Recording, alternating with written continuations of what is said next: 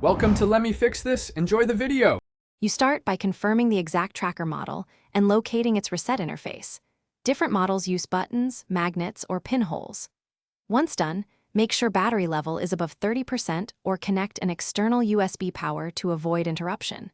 You also need the SIM and PIN ready if the unit re-registers to a network.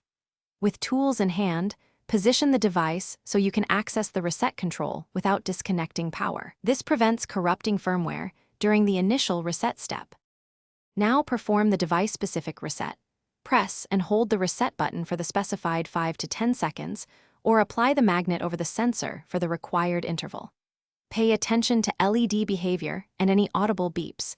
These confirm that the device has entered reset mode or factory defaults. After you see the confirmation pattern, release controls and power cycle the unit by removing and reapplying power.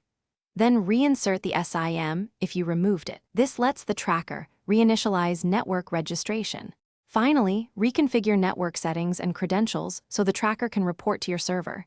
Send the APN and server commands by SMS or use the companion app as required. You should verify a live GPS fix and see accurate location updates within 5 to 10 minutes. If not, force a fresh fix by placing the device outdoors with a clear sky view. If problems persist, check power continuity, SIM credit and data, and antenna/connector seating before repeating the reset procedure. Thanks for watching. If you found this helpful, don't forget to like and subscribe.